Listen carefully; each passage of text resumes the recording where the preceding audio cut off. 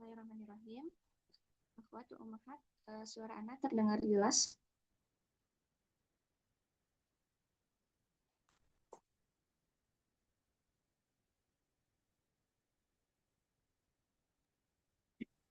Jelas Ustazah. Jelas. Bismillahirrahmanirrahim. Assalamualaikum warahmatullahi wabarakatuh.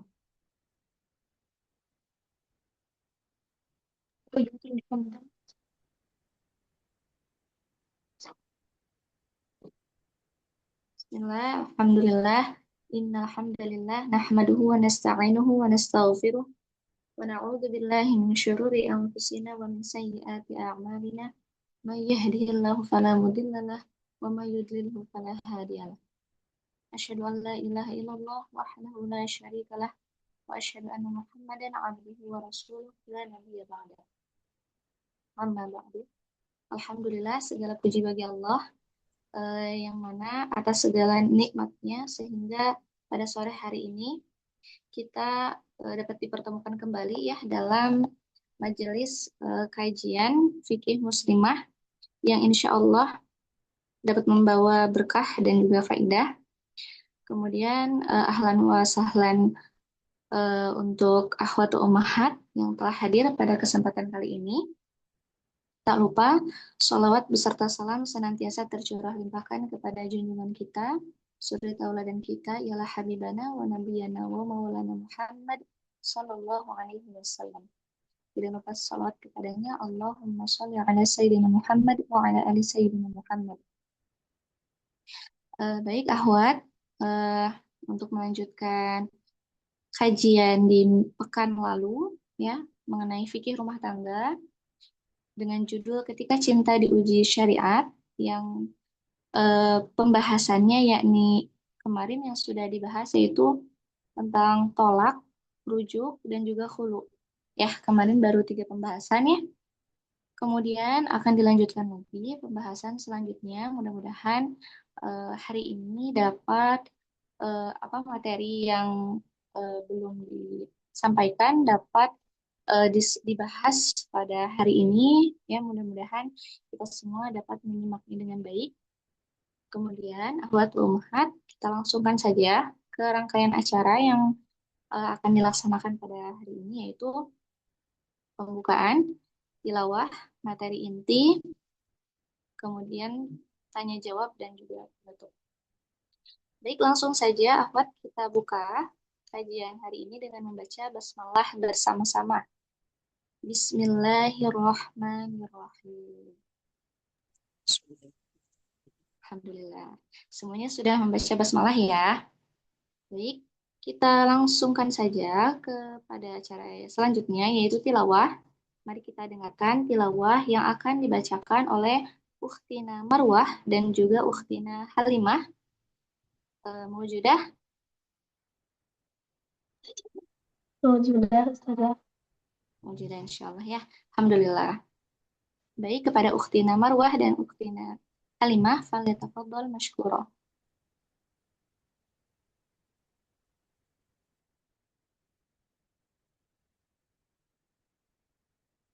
أعوذ بالله من الشيطان الرجيم بسم الله الرحمن الرحيم قد سمع الله قول التي تجادلك في زوجها وتشتكي إلى الله والله يسمع تحاوركما إن الله سميع بصير الذين يظاهرون منكم من نسائهم ما هن أمهاتهم إن أمهاتهم إلا اللائي ولدنهم وإنهم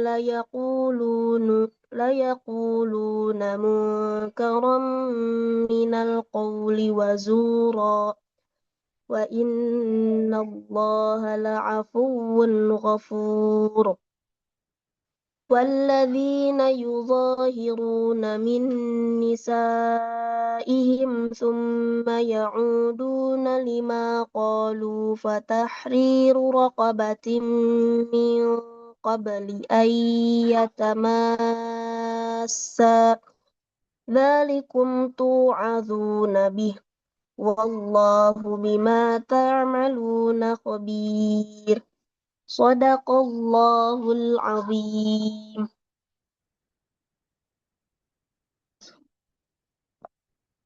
Sungguh, Allah telah mendengar ucapan perempuan yang mengajukan gugatan kepadamu Muhammad tentang suaminya dan mengadukan halnya kepada Allah.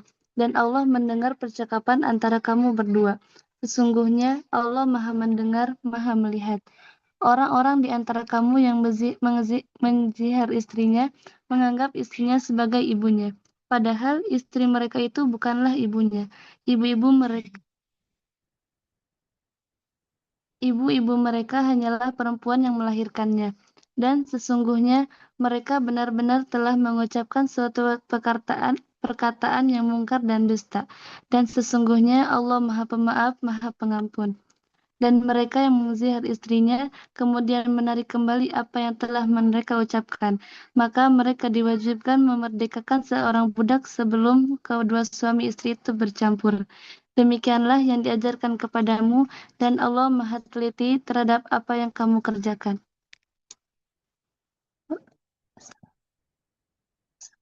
Assalamualaikum.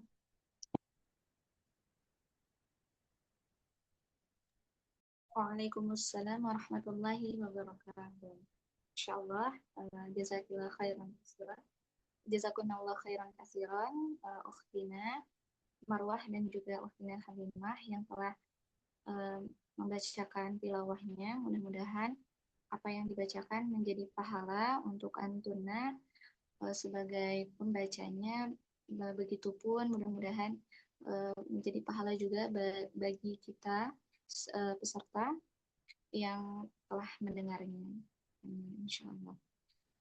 Kemudian akhwat ummahat, langsung saja ya kita lanjut ke acara selanjutnya, yaitu materi inti yang akan disampaikan oleh Ustazah Fauziah Habibah melanjutkan materi yang kemarin.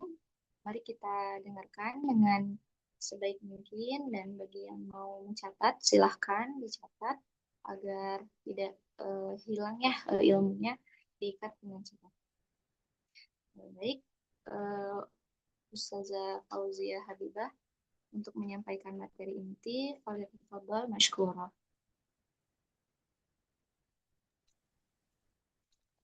Bismillahirrahmanirrahim. Sebelumnya Ustazah Sila jelas suaranya? Jelas Ustazah? Jelas, alhamdulillah.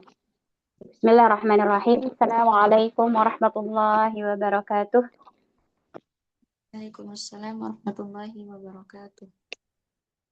Alhamdulillahi rabbil alamin. Wassalatu wassalamu ala ashrafil anbiya'i wal mursalin.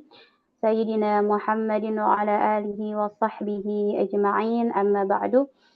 Segala puji hanya milik Allah Subhanahu wa Ta'ala yang telah memberikan kepada kita nikmat iman, nikmat Islam, nikmat kesehatan, serta kesempatan untuk kembali berkumpul dalam majelis ilmu walaupun melalui media online. Ya. Semoga setiap langkah dan waktu yang kita luangkan untuk menghadiri kajian ini menjadi amal saleh yang diterima di sisi Allah dan menjadi pemberat timbangan kebaikan kita di hari kiamat. Amin ya rabbal alamin. Salawat dan salam semoga senantiasa tercurah limpahkan kepada junjungan kita Nabi Muhammad sallallahu alaihi wasallam beserta keluarganya, para sahabatnya dan seluruh umatnya yang istiqomah mengikuti sunnah beliau hingga akhir zaman. Akhwati wa ummati fillah, pada pertemuan sebelumnya ya minggu kemarin kita telah membahas beberapa hukum penting dalam rumah tangga, yaitu kemarin sudah membahas tentang talak, kemudian rujuk, juga iddah, begitu ya. Dan pembahasan tersebut insya Allah ya memberikan pemahaman bahwasanya syariat Islam itu mengatur kehidupan keluarga dengan penuh hikmah, ya, menjaga hak dan kewajiban suami istri, juga memberikan solusi ketika terjadi perselisihan. gitu ya. Jadi talak itu kemarin kita sempat bahas, itu kalau dalam persalinan tuh udah tingkat sesar ya. Kalau nggak ada jalan keluar itu dengan talak ya. Dan insya Allah pada sore kali ini kita akan melanjutkan pembahasan masih tentang fikih rumah tangga, yaitu beberapa permasalahan lain dalam fikih keluarga, yaitu ada namanya zihar, ada juga ila, ada li'an, ya, ada qadhaf juga akan dibahas pada kali ini insya Allah. Sebelumnya kita sama-sama ya berdoa kepada Allah Subhanahu wa taala, semoga kita semua diberikan ilmu yang bermanfaat, pemahaman yang benar, hati yang ikhlas dalam menerima kebenaran, dan menjadikan waktu yang kita lalui pada sore ini menjadi modal untuk semakin dekat kepada Allah Subhanahu wa taala. Jadi kalaulah para pebisnis, para pedagang, para apapun itu gitu ya, mereka memiliki modal itu dengan berupa harta gitu ya. Tapi kita pun sebenarnya diberikan modal oleh Allah Subhanahu wa taala itu berupa waktu. Jadi setiap waktu yang Allah berikan ini adalah modal kita untuk memperbanyak bekal, menyiapkan bekal untuk pertemuan atau bertanggung-jawaban dengan Allah Subhanahu wa taala. Amin ya rabbal alamin. Baik akhwati, sudah ada di layar insya Allah. Kemarin sudah fikih tentang tolak rujuk hulu, sekarang pembahasan fikih yang baru ya, mungkin istilah yang selain dari itu, ini sebenarnya seperti tolak juga, seperti musyabahah bitolak ya, hampir sama, cuman caranya berbeda ya. Nah di sini ada namanya zihar, dari kata zuhrun ya. Apa itu zuhrun? Sesuatu yang jelas, tetapi dalam fikih maksudnya bukan tentang zuhur ya. Zihar itu apa? Kita lihat definisinya para ulama dalam fikih Asy-Syafi'iyah khususnya, bahwa definisi zihar secara bahasa adalah dari kata punggung, az-zuhru, punggung ya, atau juga zuhur itu kalau waktu zuhur sesuatu yang terlihat jelas ya waktu zuhur. Kemudian az-zuhru juga dinama az-zuhru ya, di fathah contohnya ini adalah punggung. Jadi bahasa Arab itu kalau beda harokat itu akan beda arti. Tetapi hampir sama ya akar katanya, bahwa punggung itu adalah sesuatu yang paling tampak pada manusia. Ini secara bahasa. Kemudian adapun secara istilah adalah apa? Menyerupakan istri dengan wanita yang haram dinikahi untuk selamanya dengan tujuan mengharamkan hubungan suami istri atau mahram. Seperti apa? Seperti ucapan seorang suami kepada istrinya, anti alayya qadhari ummi, katanya engkau bagiku seperti punggung ibuku. Maksudnya adalah apa? Bahwa di zaman jahiliyah, ketika ada seorang laki-laki mengatakan kamu untukku seperti punggung ibuku, maka ini sudah jatuh talak ya, sudah menunjukkan dia sudah menceraikan istrinya. Ini di zaman jahiliyah. Sehingga ketika ada ungkapan seperti itu dari seorang laki-laki kepada istrinya, dari seorang suami kepada istrinya, maka sudah jatuhlah talak. Itu di zaman jahiliyah dahulu ya. Maka bagaimana saat ini? Di sini akhwati fillah tentang hukum zihar ini kita lihat dulu dalil disyariatkan hukum zihar. Jadi hukum asalnya zihar itu ya talak, tapi ketika ada Islam akan berubah hukumnya bagaimana ya. Tadi yang sudah dibacakan oleh Uti Marwah ya, juga Uti Halimah di surah Al-Mujadilah, Allah Subhanahu wa taala berfirman, A'udzubillahi minasyaitonir rajim. Qad sami'allahu qawlan allati tujadiluka fi zawjiha wa tashtaki ila Allah wallahu yasma'u tahawurakuma innallaha sami'un basir. Ya. Sungguh Allah telah mendengar perkataan wanita yang mengajukan gugatan kepadamu tentang suaminya dan mengadukan halnya kepada Allah, dan Allah mendengar percakapan kalian berdua, sesungguhnya Allah Maha mendengar lagi Maha melihat. Jadi kalau kita lihat surah Al-Mujadilah, jadi Al-Mujadilah itu seseorang perempuan yang mendebat ya. Jadi kan ada yang bilang mujadalah, ada yang juga mujadilah. Tetapi yang paling sahih yaitu dibaca dengan Al-Mujadilah. Tentang apa? Sababun nuzul atau sebab turun surah Al-Mujadilah ini apa? Yaitu berkenaan dengan Khawlah binti Sa'labah.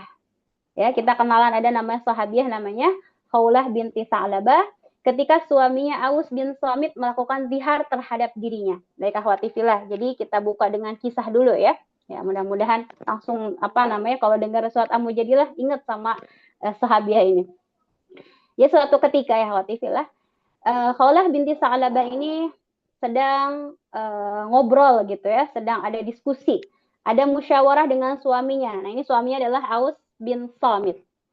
Aus bin Samit ini adalah seorang laki-laki yang sudah tua renta, ya, ngobrol lah gitu ya, mungkin karena sudah tua, kemudian ketika ada ucapan dari Khawlah binti Sa'labah yang tidak disukai oleh Aus bin Samit, atau ada agak yang apa namanya ngobrol, suka ada pro dan kontra gitu ya.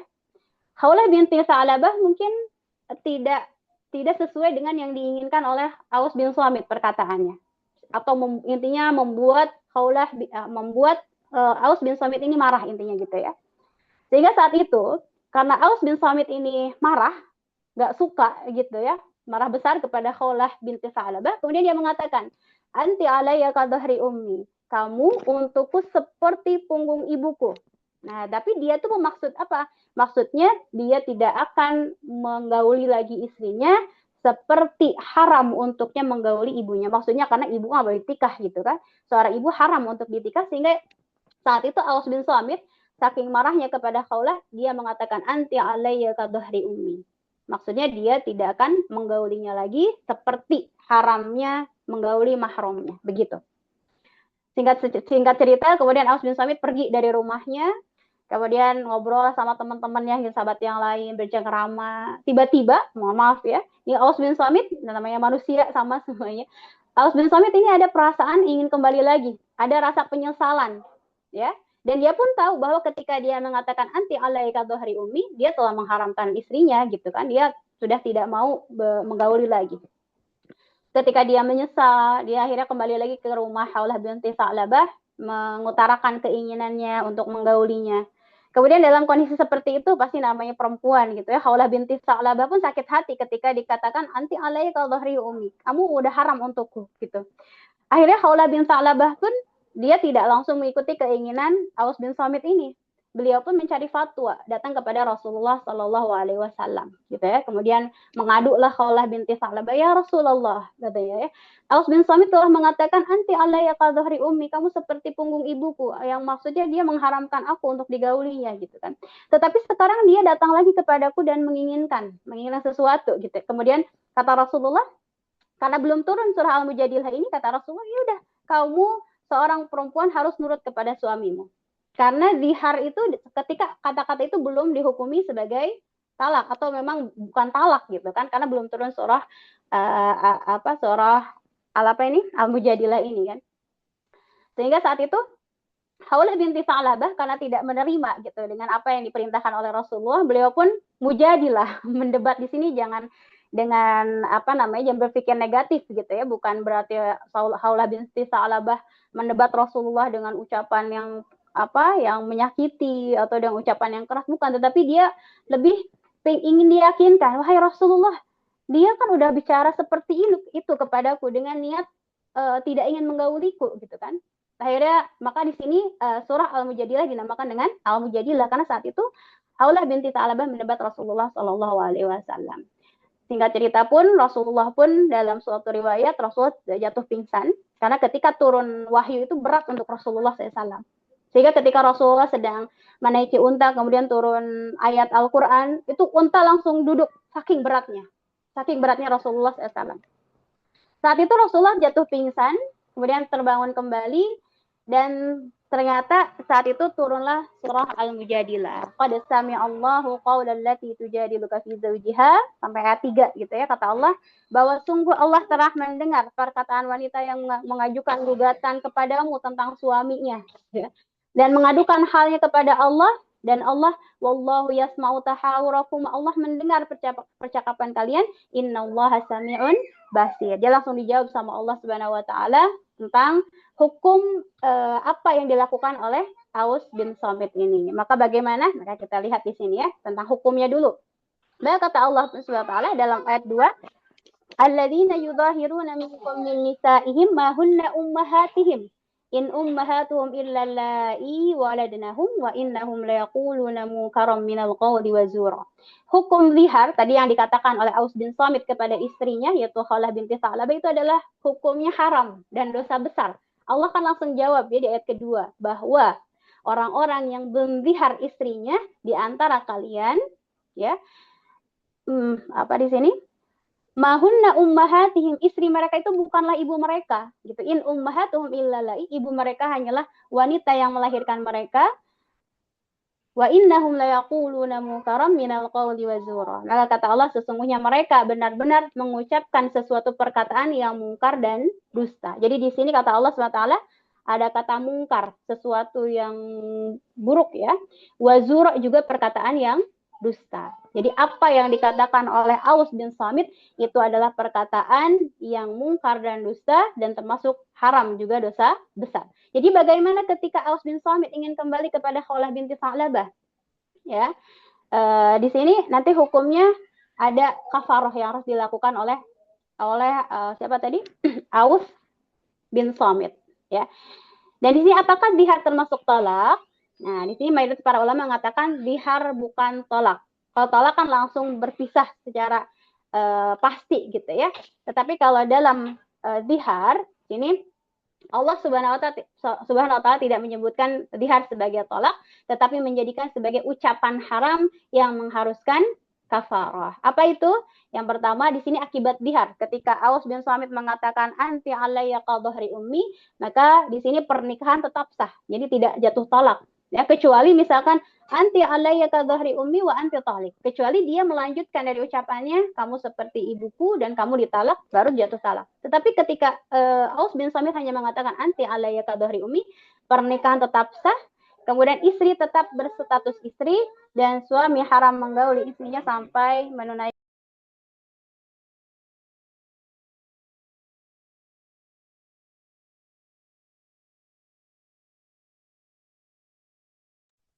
gitu ya, khawatir tentang hukum dihar apakah masuk talak atau bukan.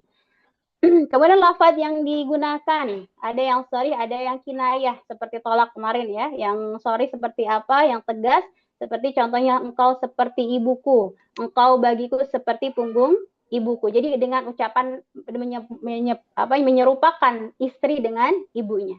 Kalau lafaz kinayah atau menyerupai lafaz zihar, itu kamu seperti saudara perempuanku.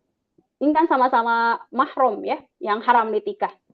Atau kamu seperti salah satu mahramku gitu. Dan dalam kinayah ini para ulama mengatakan ketika ada seseorang mengatakan ucapan seperti itu, maka disyaratkan adanya niat untuk menjatuhkan hukum dihar ya. Oke, akhwati fillah. Maka bagaimana tadi kelanjutannya tentang Khawlah binti Sa'labah mengadu kepada Rasulullah dan ternyata langsung turun surah Al-Mujadilah. Qad sami Allah, tadi Allah mendengar percakapan kalian, wahai Nabi Muhammad juga Khawlah binti Sa'labah. Maka kata Rasulullah Shallallahu Alaihi Wasallam, jadi Aus bin Samit itu dosa ya, haram dengan mengucapkan seperti itu dia sudah dosa, juga termasuk perkataan yang dusta gitu. Sehingga bagaimana ketika Aus bin Samit ingin kembali kepada Khawlah binti Sa'labah? Maka kata Allah Subhanahu wa taala dalam surah Al-Mujadilah juga masih lanjut ya 3 dan 4 ya. Yang pertama, wahai Khawlah ya, ketika Aus bin Samit ingin kembali maka fatahriru raqabatin min qabli ayyatamassa. Ketika Aus bin Samit ingin kembali menggauli istrinya, maka dia harus memerdekakan budak. Jadi budak itu apa? Jadi dalam Islam itu ya akhwati fillah, ketika zaman dahulu terjadi peperangan misalkan ya, kemudian ada tawanan perang dari lawan, dari musuh, itu sudah otomatis menjadi budak. Ya. Kemudian bisa diperjualbelikan pada zaman dahulu. Ya, tetapi ketika datangnya Islam, perbudakan ini mulai dihapuskan satu persatu dengan seperti ini. Ketika ada yang berdosa dengan memerdekakan budak, ya. Kata Rasulullah yang pertama ketika Aus bin Samit ingin kembali kepada Khawlah binti Sa'labah, fatahriru raqabatin min qabli ayyatamassa, maka dia harus memerdekakan budak. Kemudian kata Khawlah binti Sa'labah, ya Rasulullah, suami saya tuh seorang yang miskin gitu, nggak punya uang buat memerdekakan budak. Akhirnya di sini kafarah yang bukan milih tetapi harus bertahap. Ketika yang pertama nggak bisa, maka urutan yang kedua. Kemudian kata Rasulullah SAW dalam Al-Quran disebutkan, masih dalam surah Al-Mujadilah, faman lam yajid fasiyamu syahraini mutatabi'ain. Ya udah, kalau nggak bisa memerdekakan budak karena suami engkau adalah seorang yang miskin, ya udah saum aja 2 bulan berturut-turut. Faman lam yajid, maka barang siapa yang tidak menemukan raqabah, fasiyamu syahraini mutatabi'ain, maka saum selama 2 bulan berturut-turut. Jadi kalau kita hitungan berarti 60 hari gitu ya. Nah, ini berat. Kenapa? Karena kalau 1 hari dia batal, ya misalkan di hari ke-59 dia batal, maka dia harus mengulang saumnya lagi dari awal. Kemudian kata Khawlah, dia tuh sudah tua ya Rasulullah, Ramadan aja nggak kuat, sebulan aja nggak kuat gitu ya, Ramadan aja kadang ada bolong-bolongnya. Bagaimana dengan 2 bulan ya Rasulullah?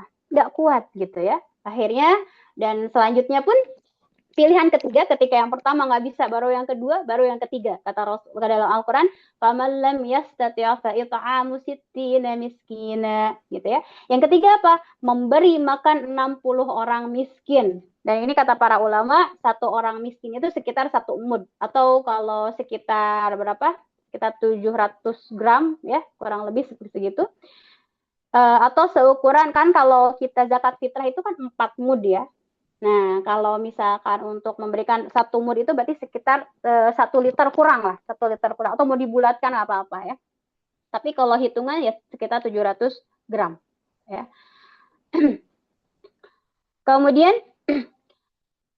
faman lam yastati' fa it'amu sittina miskina. Kemudian jawaban Khawlah binti Sa'labah, ya Rasulullah, katanya, suami saya tuh orang yang miskin, nggak bisa memberikan makan untuk 60 orang miskin, sedangkan suami saya pun adalah orang miskin gitu. Kemudian kata Rasulullah SAW, ya udah, katanya, beliau pun tersenyum ya. Ya udah, saya sedekahkan 1 keranjang kurma. Masya Allah ya, 1 keranjang kurma.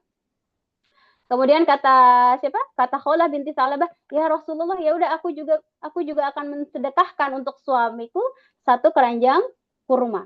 Jadi agar kurma tersebut disedekahkan kepada 60 orang miskin. Jadi kurang lebih mungkin 1 keranjang yang Rasulullah sedekahkan, juga dari Khawlah binti Sa'labah sedekahkan, itu sekitar cukup untuk 60 orang miskin. Untuk seukuran memberikan orang miskin sekitar 60 orang, begitu ya.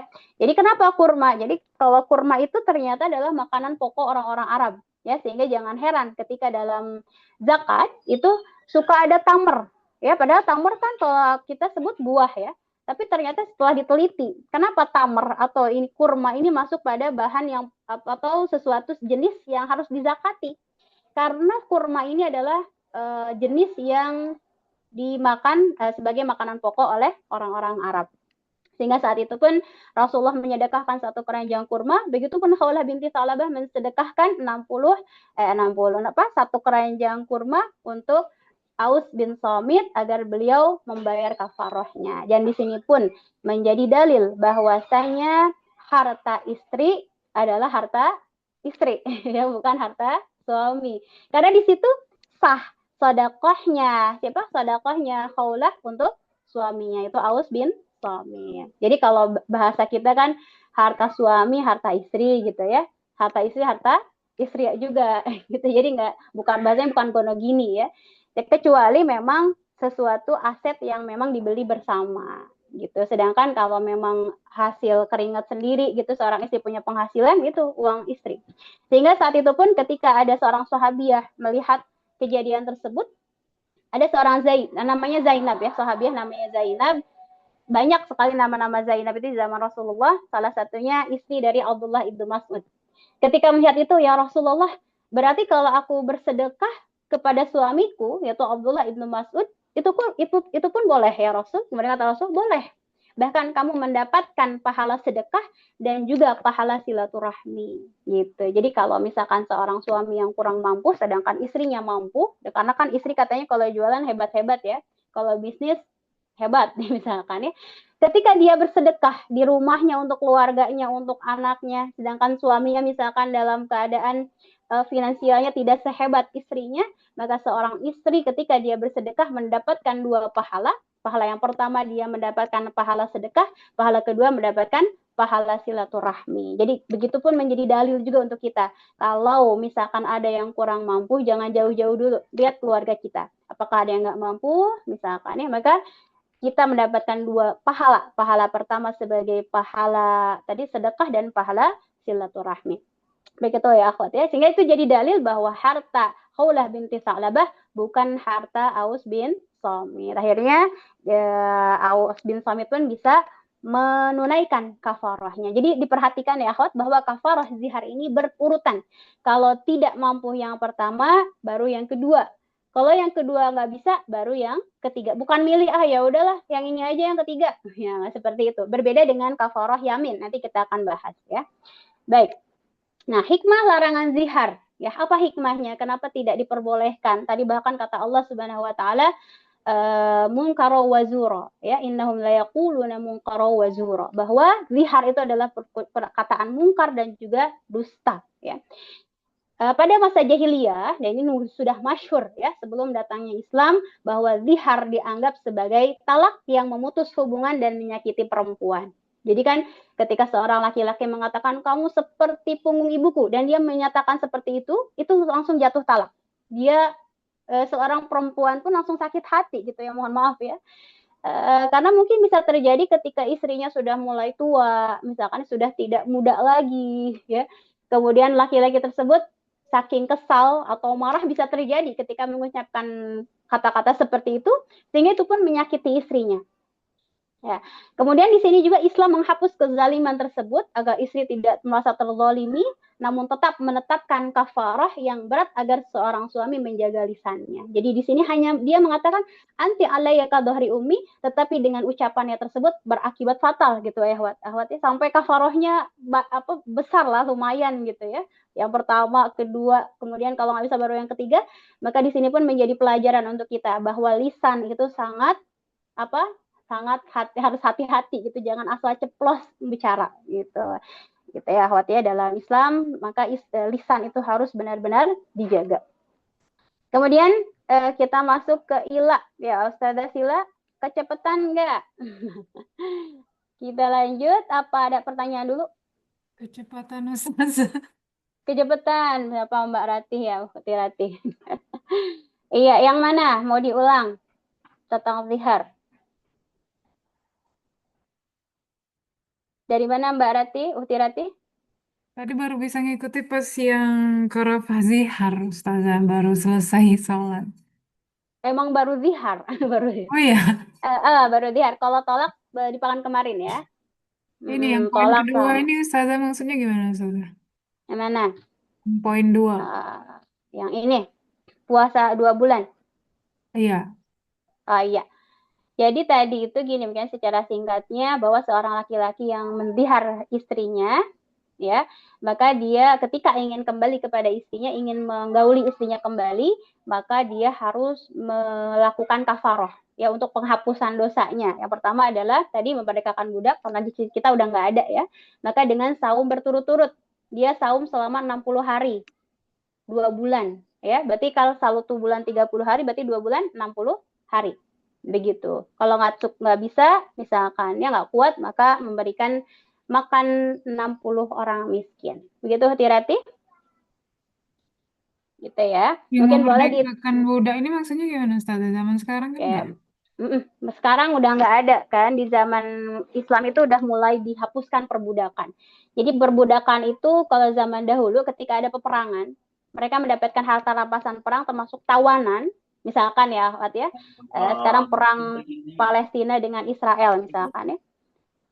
Kemudian dari Israel tuh ditawan, ya, orang-orang Israel ditawan oleh orang Palestina. Kalau zaman dahulu itu hukumnya sudah menjadi budak, bisa diperjualbelikan gitu kan. Kemudian bisa menjadi barang dagangan juga bisa. Mereka dipekerjakan gitu. Tapi ketika datang Islam, perbudakan itu mulai dihapuskan. Ya, mulai dihapuskan. Seperti ada misalkan seseorang ingin menebus dosanya itu dengan memerdekakan budak. Zaman jahiliyah ada yang mengubur anak perempuannya hidup-hidup, mengadu kepada Rasul, ya Rasul, aku pernah mengubur anak perempuanku hidup-hidup, bagaimana aku untuk menebus dosanya? Ya udah, kamu merdekakan budak. Gitu. Jadi satu persatu ketika di zaman Islam itu sudah dihapuskan. Bahkan sampai saat ini kata para ulama, para guru-guru kami, bahwa perbudakan itu sudah ditiadakan. Dalam Islam sudah tidak ada. Jadi perbudakan adalah sisa-sisa zaman jahiliyah dahulu. Begitu. Pahami Utirati? Insya Allah. Oke, mungkin Nanti ditampung ya pertanyaannya mungkin di kolom komentar gitu, Ustazah Sila. Tafadhol Ustazah. Nah, tafadhali. Baik. Oke, kita lanjut yang bagian kedua. Dalam fikih ada namanya ila. Apa itu ila? Nah, al-ila berarti sumpah. Sumpah apa? Secara fikihnya dalam istilahnya adalah wal ila huwa an yahlifa zawju ala tarki wat'i zawjatihi mutlaqan au aktsar min arba'ati asyhurin. Nah, ila adalah sumpah seorang suami untuk tidak menggauli istrinya dalam jangka waktu lebih dari 4 bulan. Jadi mohon maaf ketika ada seorang laki-laki bicara begini kepada istrinya, demi Allah, dan dia mengucapkannya dengan ucapan sumpah ya, demi Allah aku tidak akan menggaulimu selama 6 bulan. Ini kan lebih dari 4 bulan ya, maka ini masuk pada hukum ila. Atau juga demi Allah aku tidak akan mendekatimu selamanya. Ini nggak disebutin waktunya, maka ini pun dihukumi ila.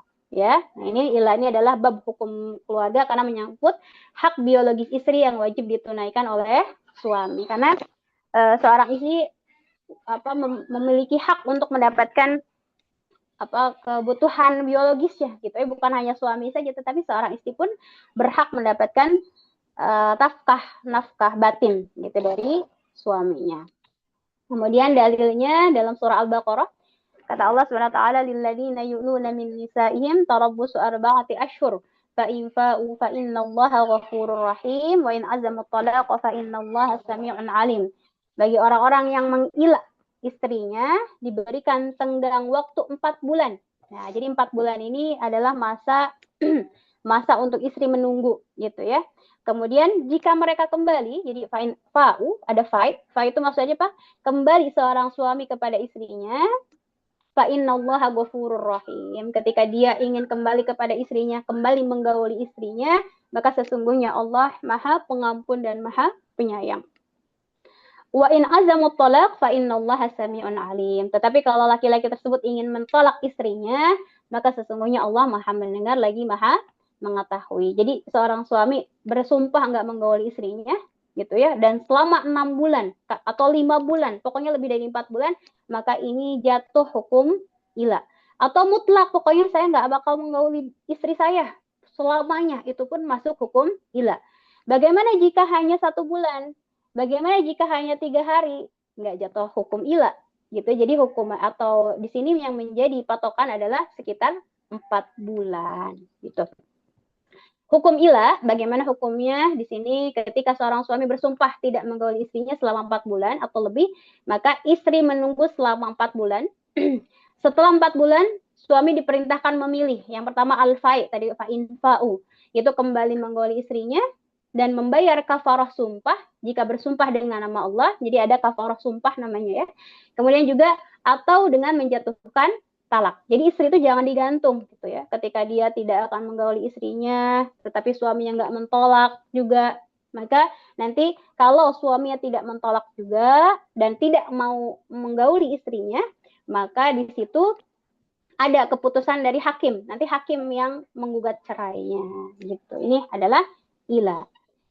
Kemudian jika suami kembali atau fai ya, suami pengen kembali lagi, yang di situ ketika dia tidak menjatuhkan talak, maka yang pertama suami wajib membayar kafarah sumpah. Kalau tadi ada kafarah udma ya yang besar banget tadi seperti membayar memerdekakan budak, kemudian juga saum selama 2 bulan ya.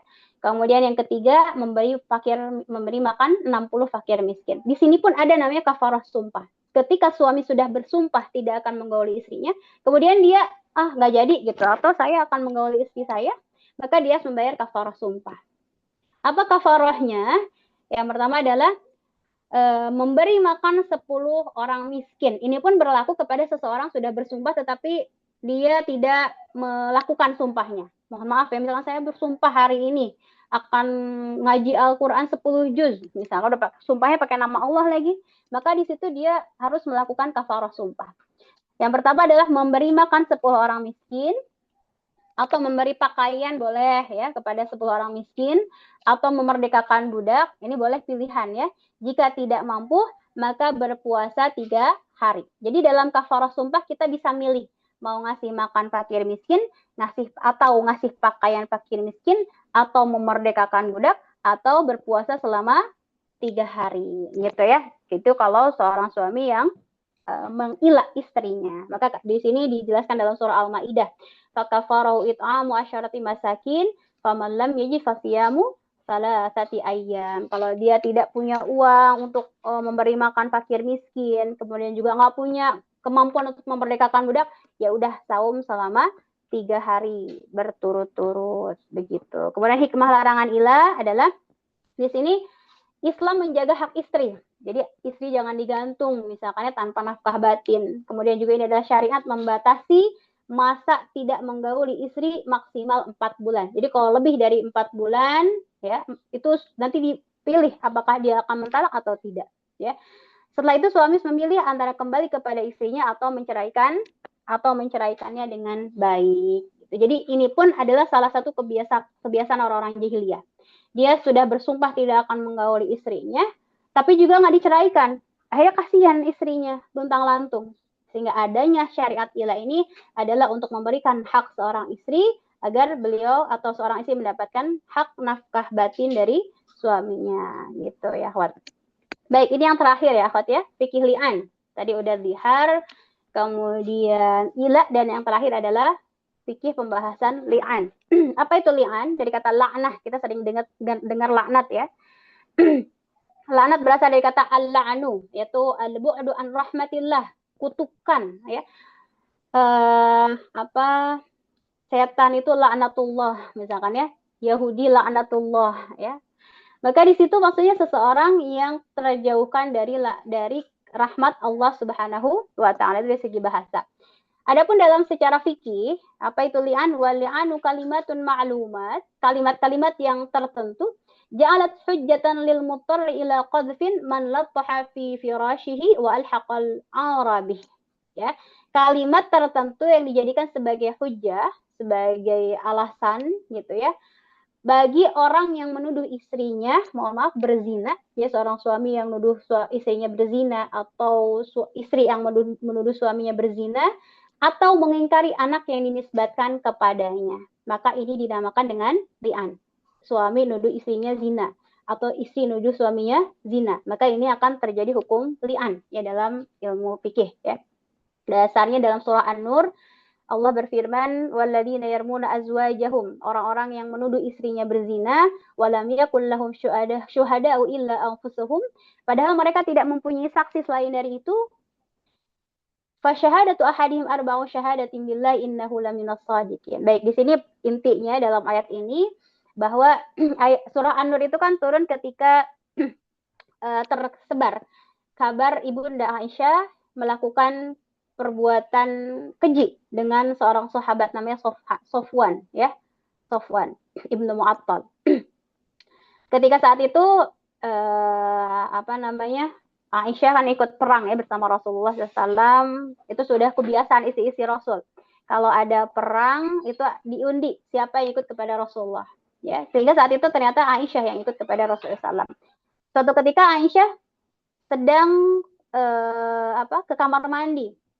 Ya, ketika kembali ke tandu ternyata kalungnya hilang, kalung Aisyah hilang. Akhirnya dia kembali lagi untuk mencari kalungnya. Ternyata kafilah atau rombongan Rasulullah dengan para sahabatnya sudah keburu pergi, gitu kan. Kemudian yang terakhir yang masih ada sahabat yang tertinggal adalah Sofwan ibnu Mu'attal saat itu. Sofwan bin Mu'attal pun kaget, kok ada Ibunda Aisyah tertinggal di tempat ini gitu kan, sedang tertidur. Akhirnya saat itu pun Sofwan bin Mu'attal itu tidak berkata-kata sama sekali ya, akhwat ya. Tidak berkata-kata, tidak memandang Bunda Aisyah sama sekali.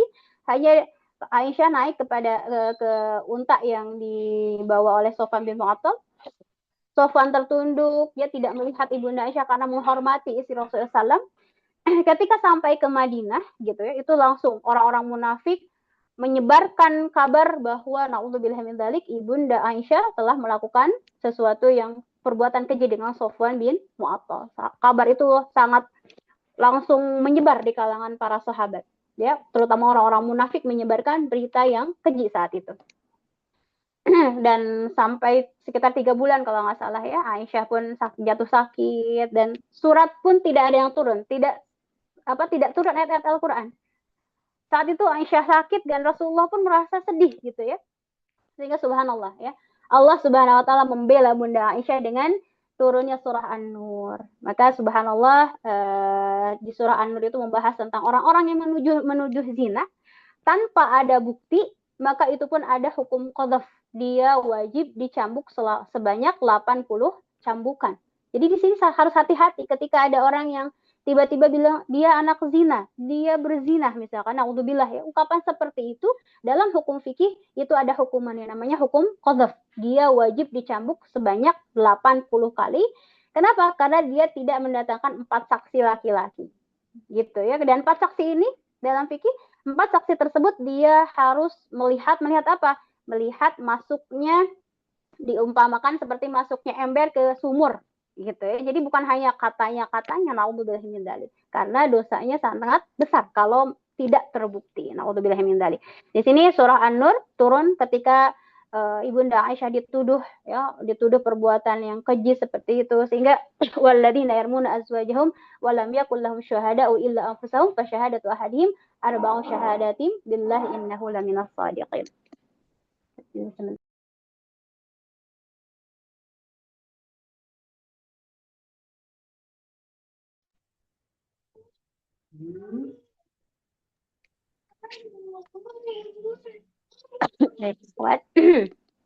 Gitu ya, tentang li'an.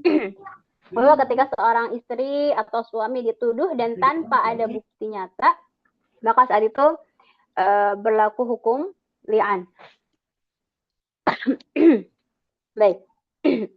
Sebab turunnya ayat li'an, ada sababun nuzul juga. Tadi ada pembelaan dari Allah Subhanahu Wa Taala kepada Ibunda Aisyah itu di surah An-Nur ayat 11 ya, bahwa Aisyah tidak melakukan perbuatan keji itu. Kemudian juga bahwa ada hukum qadhaf orang yang menuduh zina tanpa ada bukti, tanpa mendatangkan 4 orang saksi, maka yang menuduh tersebut wajib dicambuk sebanyak 80 kali cambukan. Gitu. Sebab turun ayat li'an ini adalah ketika Hilal bin Umayyah. Jadi akhwati fillah yang sahabat yang terkenal ya, Hilal bin Umayyah ini dulu pernah tidak ikut perang Tabuk. Jadi perang Tabuk itu perang yang paling jauh sekali. Karena dari kota Madinah ke Tabuk itu sekitar 800 km. Itu jauh banget. Sehingga banyak sahabat yang memutuskan untuk tidak ikut. Dan salah satunya Hilal bin Umayyah. Tetapi saat itu pun Hilal bin Umayyah bertaubat kepada Allah, memohon ampun ya atas dosa beliau karena tidak ikut perang saat itu. Dan ini tentang li'an, kembali lagi, bahwa Hilal bin Umayyah datang kepada Rasulullah, mengadu, ya Rasulullah, katanya, aku pulang dari ladang, kemudian dia menemukan ada seorang laki-laki, seorang laki-laki keluar dari rumahnya. Dan di rumahnya itu ada istrinya.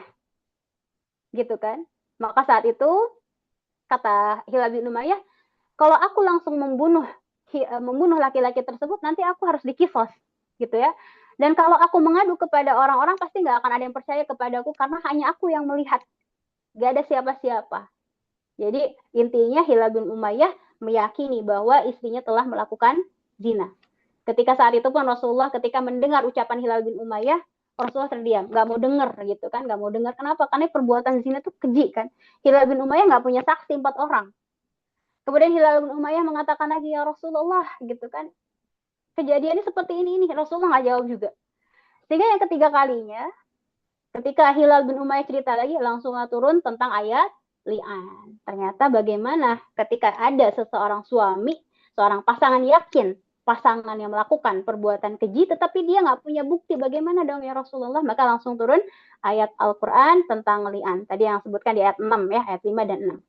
Nah, jika ia diam, ia merasa dizalimi, dia diam, misalkan Hilal bin Umayyah nggak curhat sama siapapun, nggak minta fatwa sama Rasulullah, pasti dia ngerasa terzolimi gitu ya.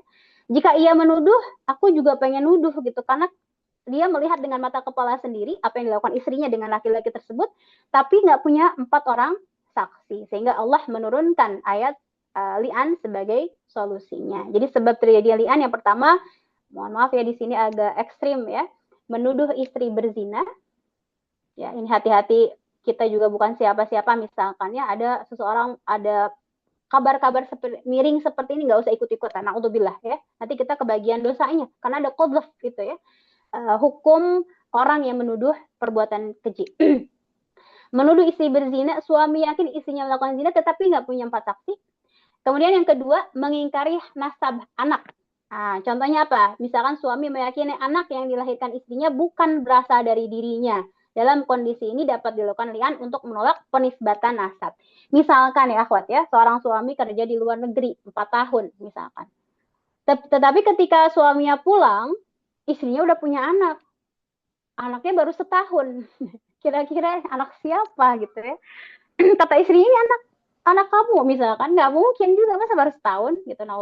Maka ketika ada penafian, nafyul walad ya, mengingkari nasab anak, ini pun bisa dijadikan atau bisa terjadinya li'an. Karena nggak mungkin misalkan ya, dulu ketemunya 4 tahun yang lalu, tiba-tiba anaknya udah 1 tahun sekarang. Harusnya kan kalau memang hitungannya benar misalkan ya, nah di sini bisa terjadi hukum li'an. Bagaimana caranya ya khatifillah, di sini sebagai ilmu saja ya, bahwasanya syariat Islam itu sangat sempurna. Yang pertama, sumpah suami itu dia bersumpah, asyhadu billahi inni laminas shadiqin. Dia mengucapkan ini sebanyak 4 kali. Aku bersaksi dengan nama Allah bahwa aku benar. Dia yakin ya. Tentang tadi Hilal bin Umayyah tadi ya akhwatifillah, bahwasanya ternyata ketika sudah terjadi li'an ini, ketika istrinya melahirkan itu ternyata anaknya mirip sekali dengan laki-laki yang dituduhkan itu. Jadi nggak mirip sama Hilal bin Umayyah. Ya. Hilal bin Umayyah yakin, sehingga di sini dia bersumpah, asyhadu billahi inni laminas shadiqin. Aku bersaksi dengan nama Allah bahwa aku benar. Dia ucapkan 4 kali. Setelah 4 kali, hakim memberikan nasihat kepada laki-laki tersebut. Ya, wahai laki-laki, bahwasanya azab Allah, laknat Allah sangatlah besar kalau kamu berbohong. Kemudian ketika laki-laki tersebut sudah memantapkan, karena saya yakin gitu apa yang dilakukan oleh pasangannya. Kemudian yang kelima dia mengatakan, anna la'natallahi, ini hamzah ya, dipatahkan. Anna la'natallahi alayya in kuntu minal kadhibin. Kata bahwa laknat Allah atas diriku jika aku termasuk orang yang berdusta. Begitu. Maka ketika suaminya sudah mengatakan sumpah ini 5 kali, maka dia tidak mendapatkan hukuman qadzaf.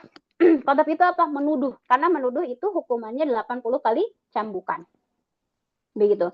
Kemudian bagaimana ketika istrinya membantah, kata istri saya tidak melakukan itu. Begitupun yang dilakukan oleh istri Hilal bin Umayyah saat itu.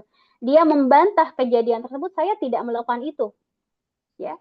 Maka istrinya pun harus bersumpah, asyhadu billahi innahu laminal kadhibin. Jadi saling laknat ya, kata istrinya, demi Allah, aku bersaksi dengan nama Allah bahwa dia termasuk orang yang berdusta. Berapa kali? 4 kali juga sama seperti yang di sini ya.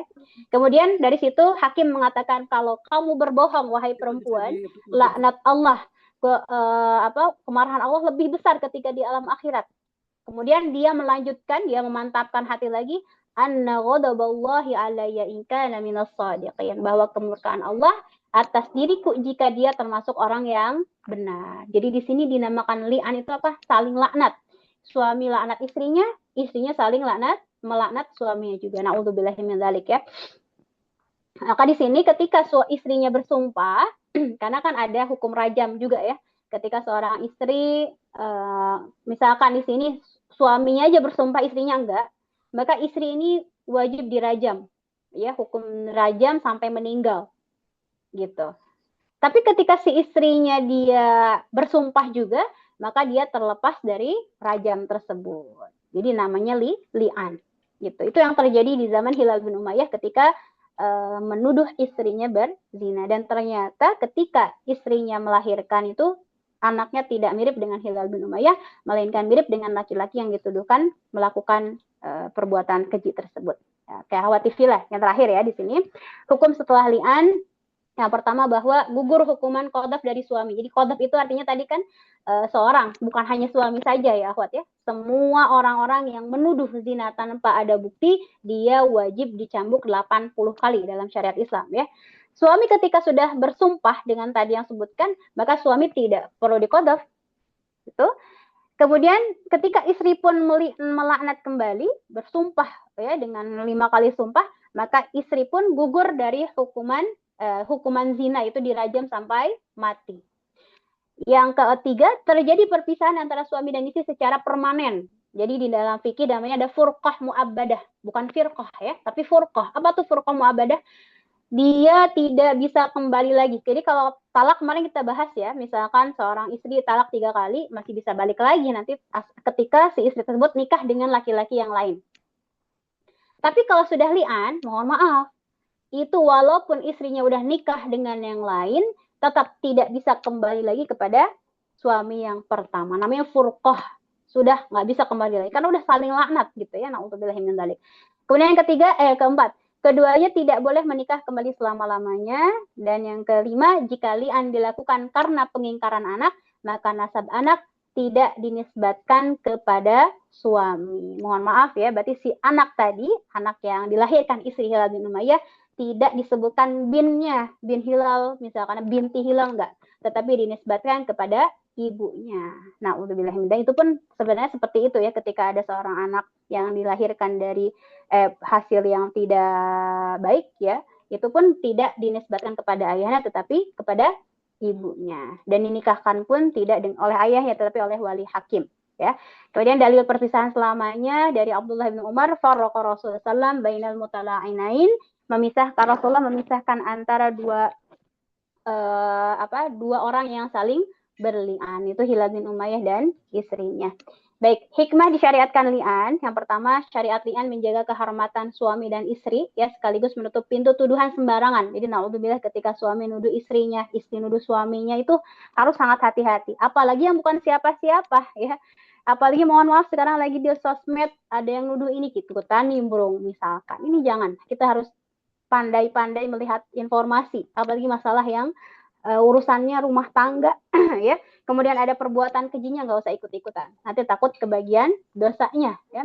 Kemudian seorang suami tidak boleh menuduh tanpa bukti, siapapun juga, apalagi ya, nggak boleh nuduh tanpa bukti. Atau juga seorang istri juga diberi hak untuk membela dirinya melalui sumpah di hadapan Allah Subhanahu wa taala. Karena ketika terjadi li'an, pastinya ada yang bohong kan, masa bener dua-duanya gitu kan, nggak mungkin juga, nggak mungkin si istrinya benar atau suaminya yang benar gitu kan, pasti ada salah satu yang bohong. Maka di situ pun dikembalikan kepada hukum Allah Subhanahu wa taala, dan adab Allah di akhirat itu lebih besar daripada siksa yang ada di alam dunia. Baik itu mungkin Ustazah Sila. Untuk materi kita sore ini alhamdulillah selesai ya, tentang fikih munakahah, fikih rumah tangga, berkaitan dengan batasan-batasan syariat atau ujian-ujian rumah tangga yang perlu difahami agar diwaspadai gitu ya, agar diwaspadai. Baik, dikembalikan kepada Ustazah Sila. Halo? Ya, tafadhali. Ya, Ustazah jazakallahu khairan katsiran, Ustazah Fauzia yang telah menyampaikan materinya yang sudah lengkap insyaallah dari pembahasan fikih rumah tangga tadi, kelanjutan dari pembahasan kemarin mengenai zihar, ila, li'an. Nah, itu. Kemudian akhwat, selanjutnya sebelum kita beranjak ke acara selanjutnya yakni tanya jawab, di sini izinkan Ana untuk menayangkan video terlebih dahulu. Mohon disimak. Berikut adalah video dari sponsor SS Umroh. Ya, sebentar ya.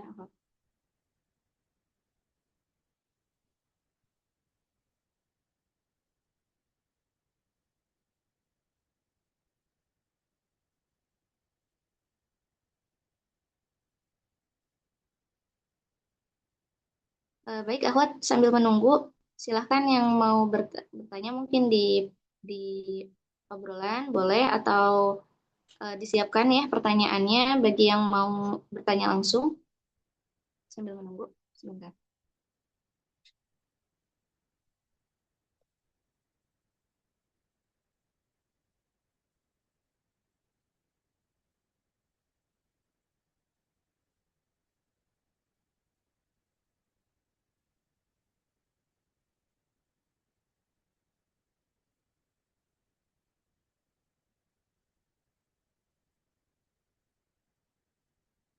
Bang.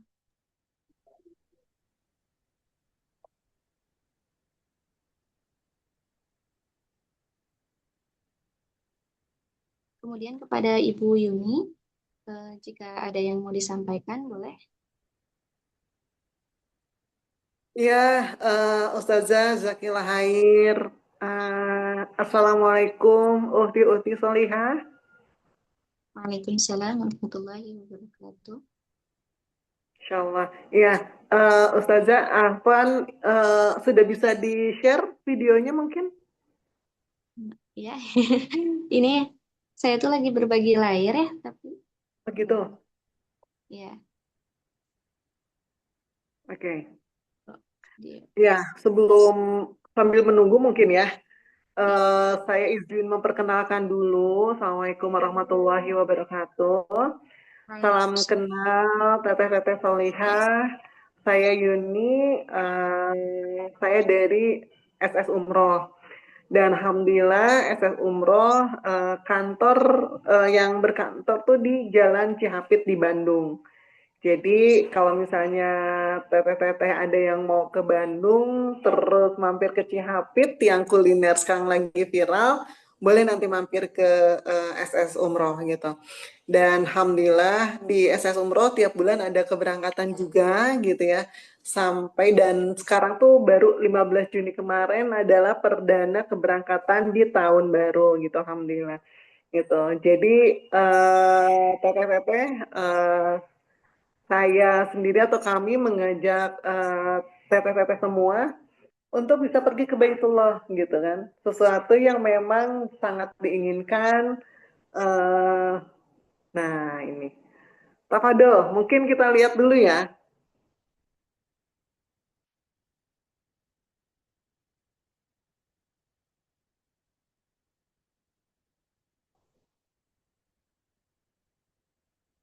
Gak ada suaranya ya Teh.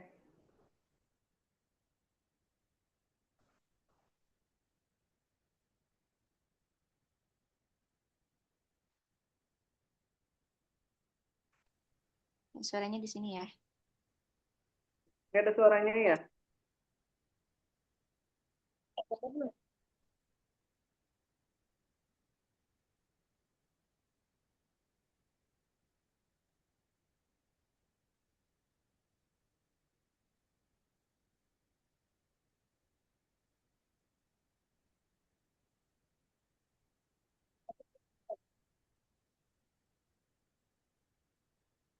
Ya, Assalamualaikum Ustazah Sila. Nggak bisa dari sini Ustazah Sila. Oh ya. Tadi Nggak ada suaranya ya? tadi ada suaranya Oke. nggak Ustazah? Nggak ada ya. Nggak ada. Nggak ada. Ini ada ya, bentar. Di sini aja Ustazah Sila. Bismillah.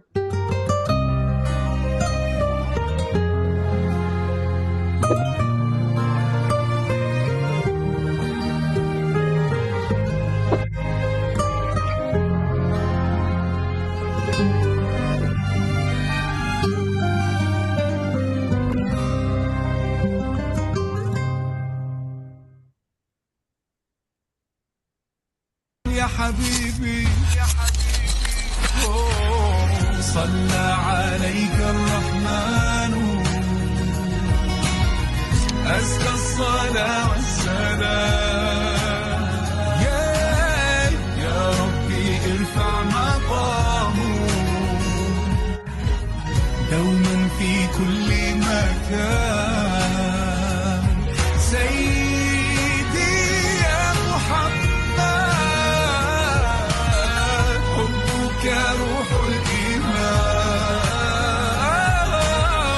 يا مؤمنين صلوا على النبي وسلموا تسليما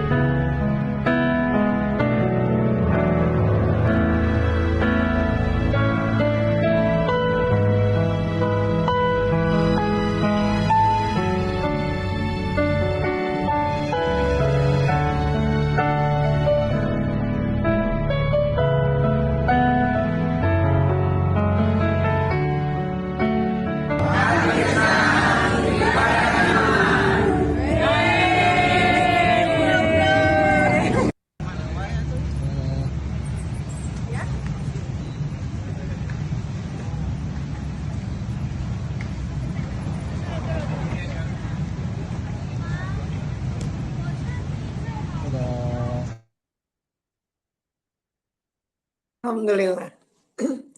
Mungkin itu perkenalan awal tentang SS Umroh. Jadi, alhamdulillah kita sudah ber-PPIU gitu. Insya Allah untuk menjalankan ibadah umrohnya juga insya Allah aman, insya Allah nyaman, dan insya Allah akan memfasilitasi sahabat semua untuk pergi ke Baitullah. Sahabat, saya di sini juga mengajak semoga Allah izinkan kita untuk bisa pergi bareng ke Baitullah gitu. Jadi Ustazah, Masya Allah ya, kalau seandainya memang kita bikin program khusus, kita bisa pergi bareng ke Baitullah, kita belajar di sana gitu ya, kita kajian di sana. Masya Allah ya, nikmat banget ya sepertinya gitu. Ya, nah, bagi sahabat yang mau menanyakan lebih detail tentang FS Umroh, seperti apa fasilitasnya, atau ada di programnya di bulan mana aja gitu kan, dengan harga segitu fasilitasnya apa aja, boleh nanti kalau saya yang berkenan boleh japri sama saya, insya Allah nanti saya jelaskan lebih detail. Atau nanti yang membutuhkan video-video, izin Ustazah mungkin nanti saya bisa share gitu ya ke sahabat semua untuk lebih mengenal tentang FF Umroh gitu. Jadi untuk konsultasi tentang keberangkatan, tentang paket, tentang fasilitas, insya Allah nanti saya akan jelaskan lebih detail ya. Karena mungkin kalau di sini kan terbatas ya gitu. Jadi intinya semoga Allah izinkan, semoga Allah mudahkan kita bisa pergi ke Baitullah bareng-bareng ya. Alhamdulillah, mudah-mudahan Allah ijabah keinginan kita semua. Baik, mungkin itu aja Ustazah, tafadhol untuk agenda selanjutnya.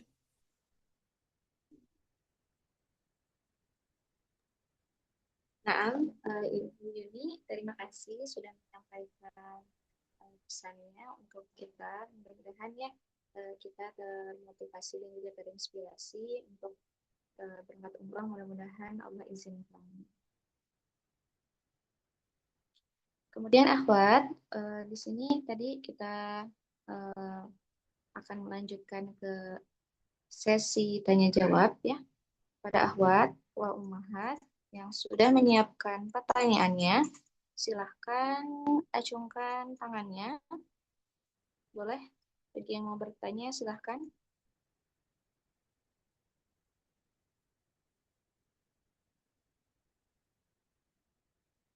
Ada yang mau bertanya?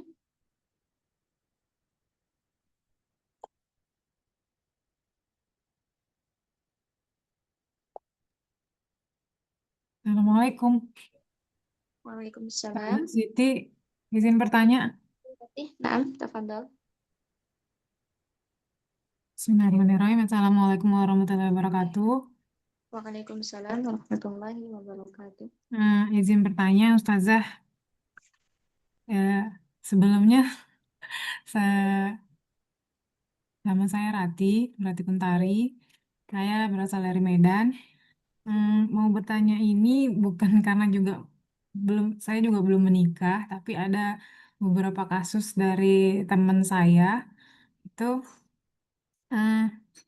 dia bingung gitu kan Ustazah ketika apa namanya LDR gitu, LDR dan ternyata ada seperti yang Ustazah sebutkan tadi, kayak misalnya nafkah batin, bahkan bisa dibilang nafkah finansial juga dianggap kurang gitu. Sudah bisa dibilang ada berbulan-bulan, bahkan mungkin sudah ada setahun gitu Ustazah.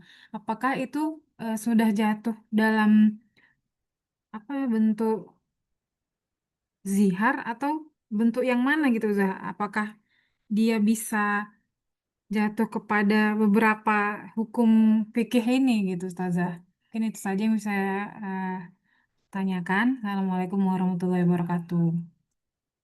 Waalaikumsalam warahmatullahi wabarakatuh. Masya Allah. Ustazah Fauzia. Ya, baik.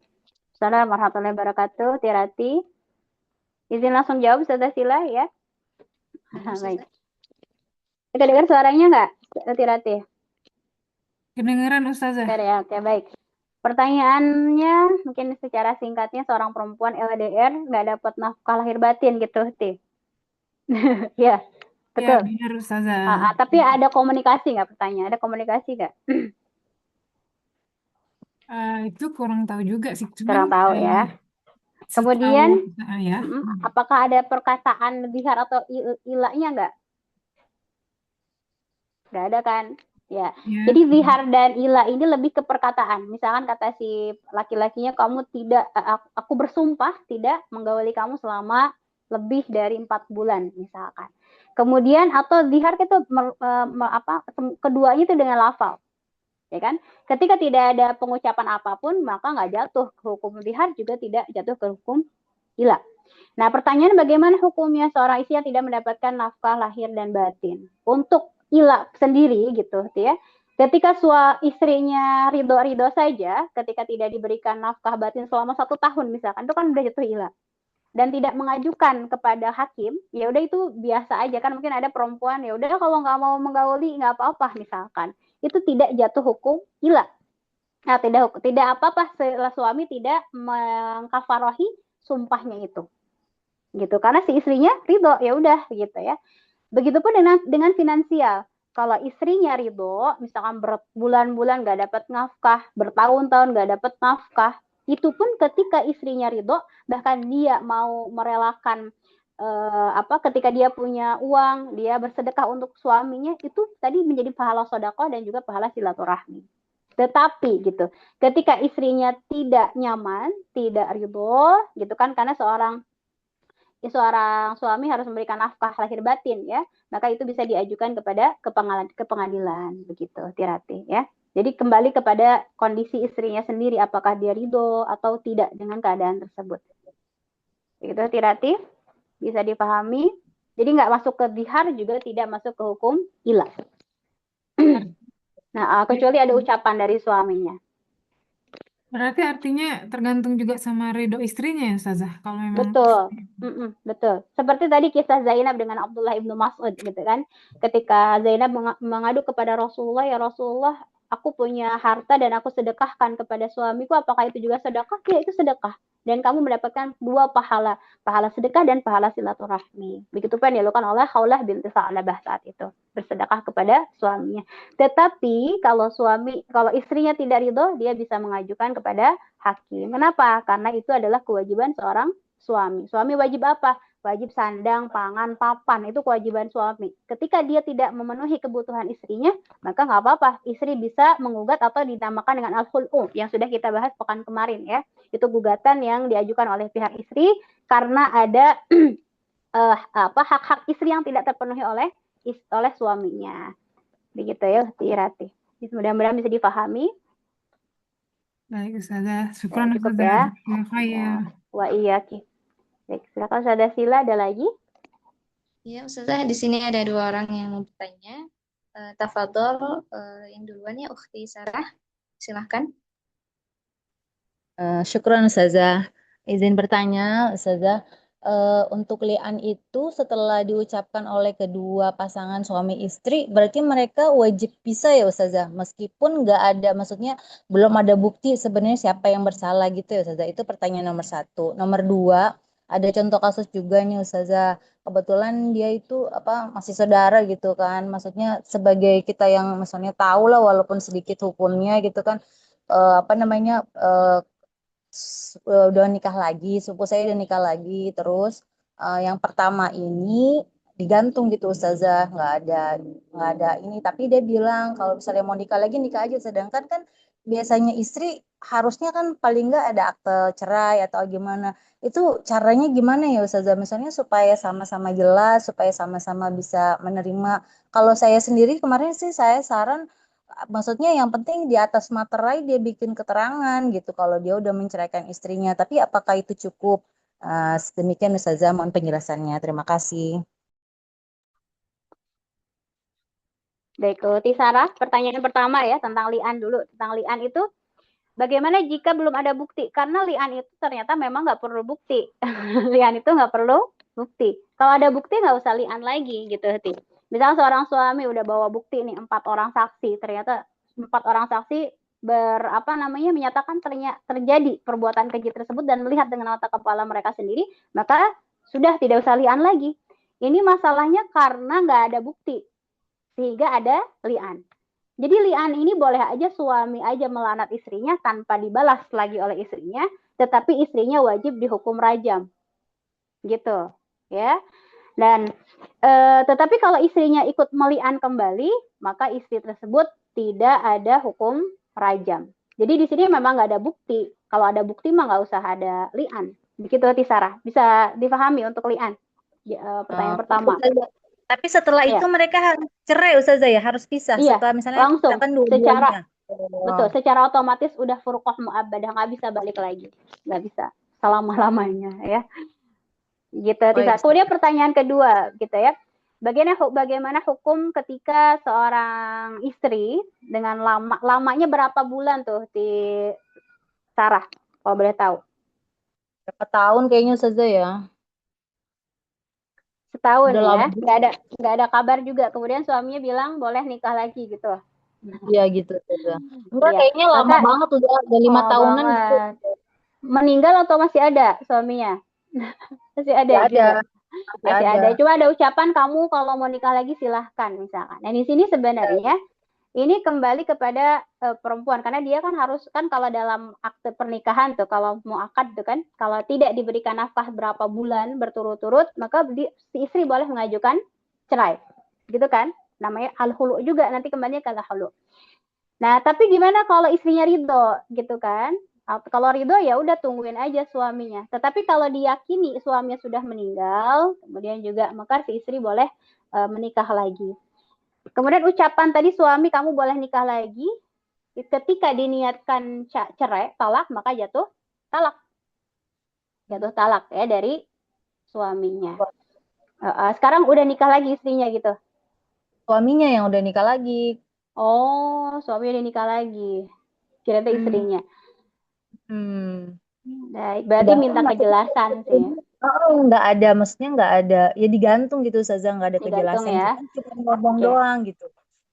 Maka si laki-laki, perempuan ini dia bisa mengajukan ke hakim, namanya al-hulu itu, al-hulu. Karena kenapa? Alasannya kan jelas, dia tidak memberikan nafkah lahir batin, maka di situ pun menjadi sebab yang diperbolehkan hukum hulu untuk meminta cerai atau gugat cerai kepada hakim. Nanti hakim yang menceraikannya. Gitu. Kemudian dengan membayar sejumlah yang disyaratkan. Gitu. Ya cukup ya. Membayarnya itu yang disyaratkan oleh hakim saja. Sebenarnya kalau di hulu itu mahar yang diberikan kepada istri dibalikan lagi kepada suami. Kemudian suami menerima mahar tersebut. Oh iya Ustazah. Syukran Ustazah.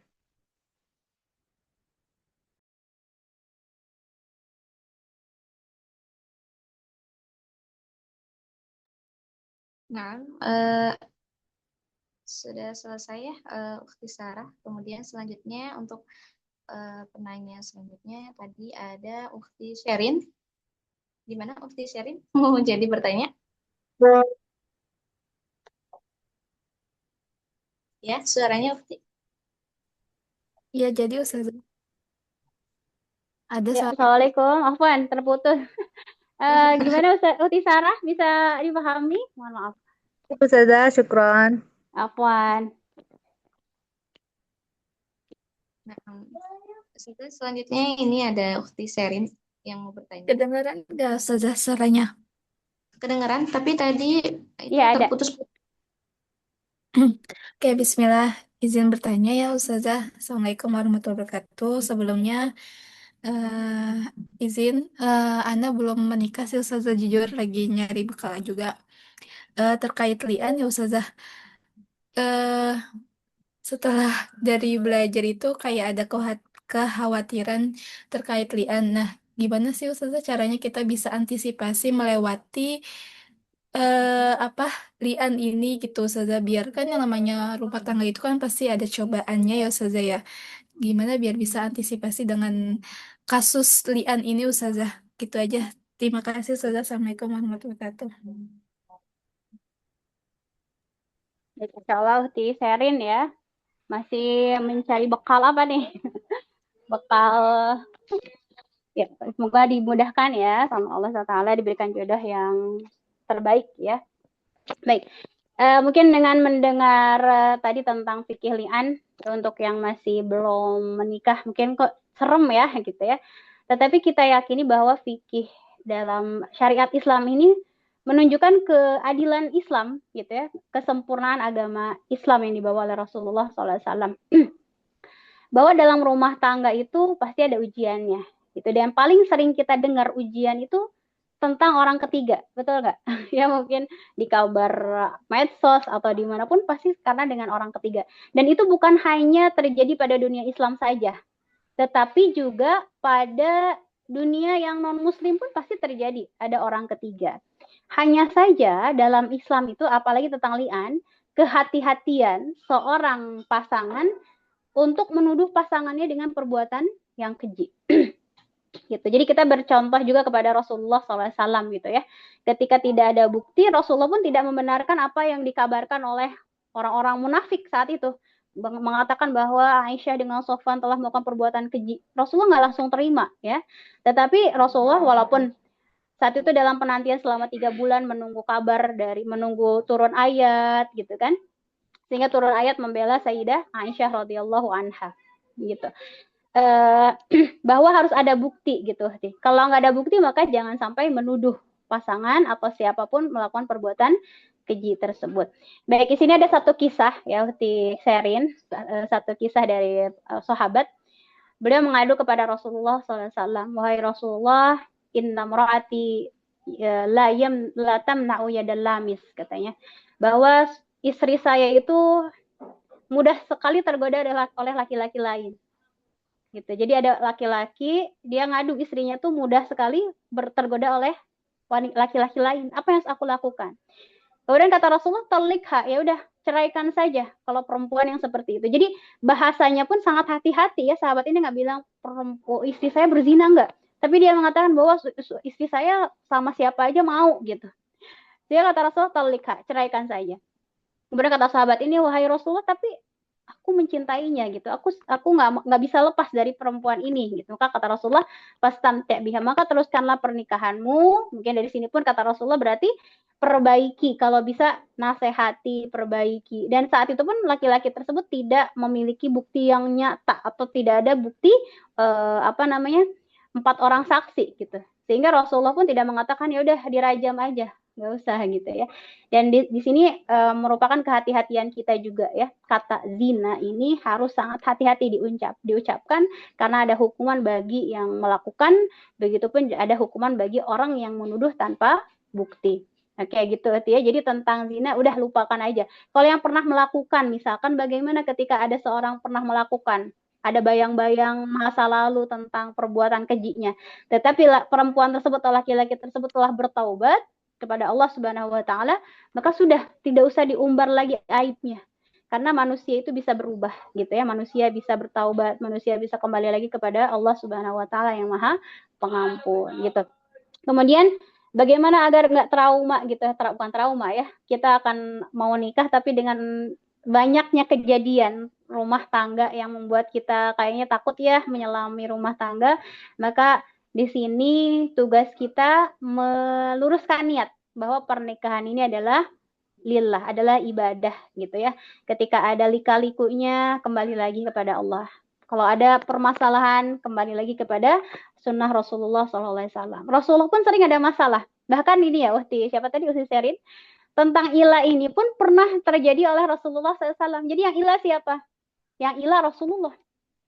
Rasulullah mengilah istri-istrinya. Kenapa? Ya, karena istri-istri Rasulullah yang 9 ini, kenapa 9? Karena kekhususan Rasulullah ya. Istri Rasulullah yang 9 ini meminta jatah bulanan atau jatah nafkah kepada baginda Nabi Shallallahu Alaihi Wasallam. Kenapa? Karena para sahabiah atau para istri-istri sahabat yang lain memiliki nafkah yang lebih besar, lebih hedon gitu hidupnya dibanding istrinya Rasulullah Sallallahu Alaihi Wasallam. Maka saat itu Rasulullah marah gitu kepada istri-istri Rasul. Kenapa kalian seperti itu? Gitu, sehingga turun surah di Al-Ahzab ya. Kata Rasulullah, fata'alaina ummatikunna wa usarrihukunna sarahan jamila. Kalian tuh istri Nabi gitu ya. Kalau kalian ingin hidup bermegah-megahan di dunia ini, maka kesinilah gitu. Maka aku akan ceraikan kalian dengan cerai yang bagus atau tidak menyakiti. Fa usarrih sarahan jamila. Ketika saat itu para istri-istri Nabi bertaubat kepada Allah. Mereka tidak ingin lagi mendapatkan dunia yang bermegah-megah seperti yang lain. Mereka ingin hidup sederhana karena Rasulullah dengan sederhana gitu ya. Kemudian ilah ini pernah dilakukan Rasulullah dalam waktu beliau bersumpah dalam 1 bulan tidak menjima istri-istrinya. Tapi di situ pun kita menjadi belajar gitu bahwa hidup rumah tangga yang ideal itu bukan berarti yang nggak punya masalah gitu ya, akhwat ya. Tetapi yang ada masalah kemudian mereka bagaimana cara memperbaikinya, kembali kepada jalan Allah, bagaimana kita kembali kepada Allah, gitu, kepada jalan Rasulullah Shallallahu Alaihi Wasallam. Istri Rasul pun pernah melakukan kesalahan, tetapi dari situ menjadi hikmah untuk kita umat Nabi Muhammad Shallallahu Alaihi Wasallam. Jadi gini, Utisarin, yang nikah punya masalah, yang nggak nikah juga punya masalah, gitu ya. Masalahnya apa kalau nggak nikah? Dia bisa jadi tidak bisa menjaga kehormatan dirinya, gitu. Atau mungkin karena kan dalam Islam itu nikah itu adalah sebuah ibadah ya. Karena kata Rasulullah, menikahlah kalian, kemudian perbanyaklah anak-anak ya. Kenapa? Karena Rasulullah bangga ketika di akhirat banyaknya umatku. Ya, Rasulullah bangga dengan banyaknya manusia gitu. Kalau misalkan orang berpikir, saya nggak mau nikah, saya nggak mau punya anak. Bagaimana dengan ulama-ulama terdahulu yang mereka pun dengan adanya pernikahan, gitu ya, kita kenal dengan Imam Asy-Syafi'i. Kalau misalkan semua manusia berpikir seperti itu, mungkin nggak akan ada Imam Syafi'i, ya.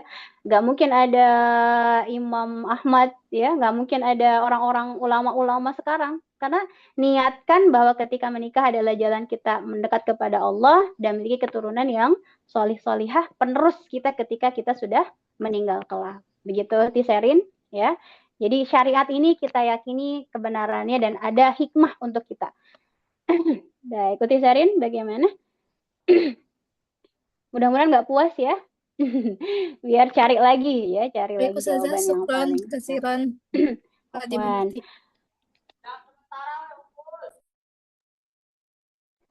Ya, Ustazah Sila masih ada? Masih kita Ya, ini ada cukupkan? satu mau bertanya lagi. Dipersilakan tidak Ustazah? Izin bertanya Ustazah. Nah, Iya Teteh, silahkan. Ahlan Ya. Teh. Alhamdulillah. Bismillahirrahmanirrahim. Assalamualaikum warahmatullahi wabarakatuh. Ustazah, gini, ini kan maksudnya ya ada sahabat gitu. Ada sahabat qadarullah memang menikahnya sudah lama gitu. Tapi ada, kalau misalnya dibilang ada kelainan mungkinnya dari suaminya.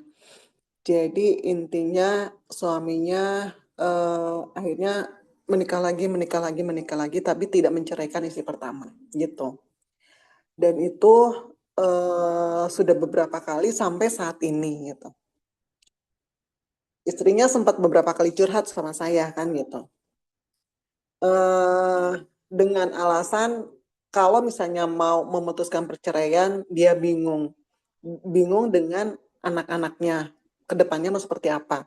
Jadi anaknya tuh ada 4 orang lah gitu ya. Anak-anaknya seperti apa. Tapi di sisi lain dia bertahan demi anak-anaknya, namun dirinya sendiri malah sakit kan gitu. Kalau menurut logika, kalau misalnya menurut saya gini, kalau misalnya seandainya bertahan untuk anak-anak tapi menyakiti diri sendiri, itu hal yang salah gitu ya. Karena apa? Untuk benar hidup ke depannya dan untuk mendidik anak-anaknya justru butuh kita yang benar-benar sehat, seorang ibu yang sehat gitu, seorang ibu yang waras gitu. Nah, menurut Ustazah, sampai saat ini gitu ya, sampai saat ini mereka bertahan, tapi walau alam ya, apa masih diberikan nafkah lahir batin atau apa gitu. Tapi akhirnya kan jarang komunikasi, jarang pulang, jarang apa gitu. Justru istrinya yang tua itu sekarang sering diontrok banget gitu kan, sama istri-istrinya sekarang diontrok gitu, malah minta apa ya, minta rumah, minta apa gitu, minta uang, minta segala macam lah gitu. Karena mungkin yang istri-istrinya sekarang juga jarang dinafkahi atau seperti apa gitu. Nah, menurut Ustazah gitu, apa dengan kondisi seperti itu layak dipertahankan? Apa dengan kondisi seperti itu kita mesti bertahan karena anak gitu, tapi posisi kita sendiri sakit gitu. Nah, seperti itu gimana nih Ustazah gitu. Takutnya kalau saya sempat ngasih beberapa masukan gitu kan. Kalau misalnya sudah seperti ini tidak hanya dengan sabar gitu ya. Tapi kan kita harus bertindak gitu kan untuk menyelamatkan diri kita sendiri gitu kan dan anak-anak. Nah, mohon masukannya Ustazah. Ya, Masya Allah, ya, subhanallah. Dengan segala ujiannya ya Bu ya, Teh ya, Iya. semua dalam rumah tangga tuh pasti ada ujiannya. Tapi yang nggak menikah pun ada ujiannya gitu ya.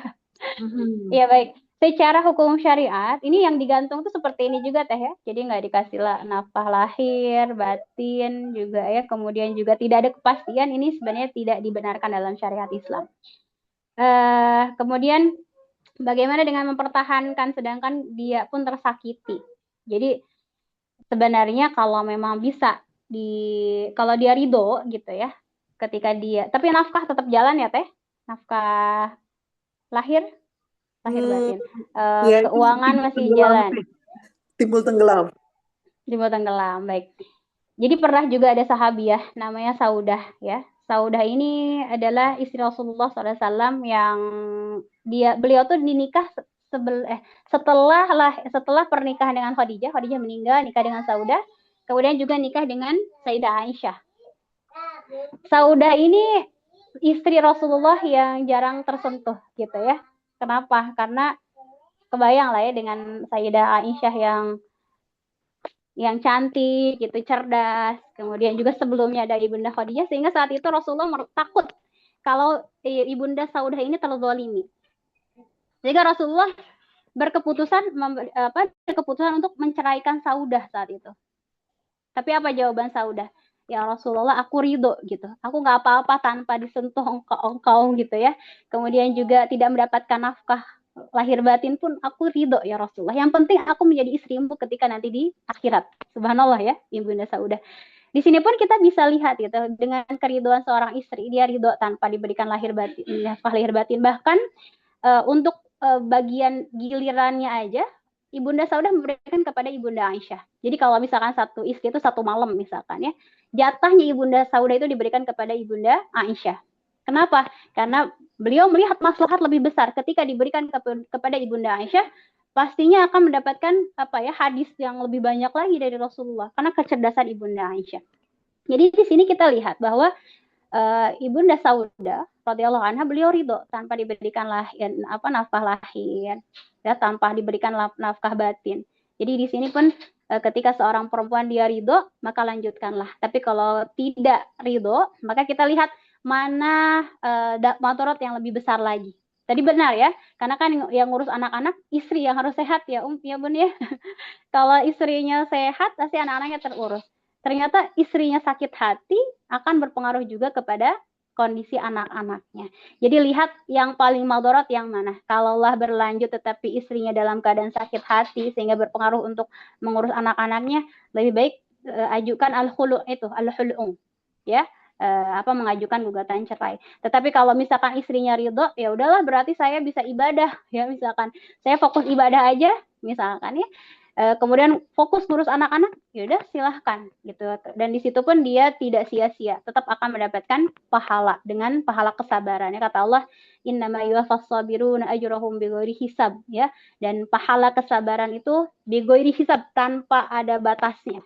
Jadi pahala terbesar adalah ketika seseorang bisa bersabar. Jadi kita tanya lagi kepada dirinya, apakah bisa sabar? Karena hakikatnya yang suaminya soleh ataupun soleh pasti ada akhirnya kan, ya Teh ya. Mau soleh sesoleh apapun tetap akan meninggal gitu kan. Tetapi ketika dia tetap bersabar dengan pernikahan yang saat ini dan dia jadikan keadaannya sebagai langkah dia mendekatkan kepada Allah, tentu lebih baik lagi. Tapi kalau ternyata lebih banyak madaratnya, lebih baik gugat saja gitu. Allah alam bisawab. Mungkin itu pendapat saya ya Teh ya. Dan lihat kesabaran para sahabiah terdahulu. Oke, Allah siap. alam. Syukran, Barakallahu fiik. Ustazah. Afwan Izin nanti Teteh. kalau misalnya minta di-share PPT-nya apa bisa Ustazah? Oke, bisa insya Allah nanti di-share di grup ya Teh. Oke, Insya oke, Allah. terakhir ya. Ya, semoga ini nanti mungkin yang sisanya bisa di grup aja ya, Sada Sila. Dan ya Sada Sila. Ya, Ya, udah kamu mau maghrib ya. Baik. Mungkin sisanya kalau yang mau bertanya silahkan di grup mungkin ya. Dilanjut. ya. Insya Allah. Syukran Sada Sila. Barakallahu fiik. Oke, Afwan Ustazah. Akhwatul ummahat, alhamdulillah ya. Materi hari ini telah tersampaikan semuanya, insya Allah. Kemudian bagi yang mau bertanya, ya silahkan di grup, dipersilahkan ya. Kemudian jazakillah khairan katsiran wa barakallahu fiki Ustazah Fauzia yang telah menyampaikan materi kepada kita semua yang begitu jelas ya, insya Allah, dan mudah-mudahan apa yang telah disampaikan menjadi pahala jariah dan juga kita bisa mengamalkan ilmu yang telah sudah disampaikan. Kemudian jazakumullah khairan katsiran kepada akhwatul ummahat yang telah ikut menghadiri kajian hari ini. Mudah-mudahan kita semua mendapatkan keberkahan dari ilmu yang telah dibahas hari ini. Baik, akhwatul ummahat, kita langsung saja ya tutup kajian hari ini dengan membaca hamdalah bersama-sama. Alhamdulillahirabbil alamin, dan juga doa kafaratul majelis. Subhanakallahumma asyhadu an la ilaha illa anta astaghfiruka wa atubu ilaik. Alhamdulillah. Baik, dari Ana mohon maaf apabila terdapat kesalahan baik perkataan dan juga mungkin kesalahan teknis. Mohon maaf sebesar-besarnya. Mudah-mudahan kita bisa bertemu lagi di pertemuan kajian selanjutnya dalam keadaan sehat walafiat, dan juga mudah-mudahan semakin bertambah banyak ya pesertanya agar bisa ilmunya bisa bermanfaatnya lebih luas lagi. Nah, baik akhwatul ummahat.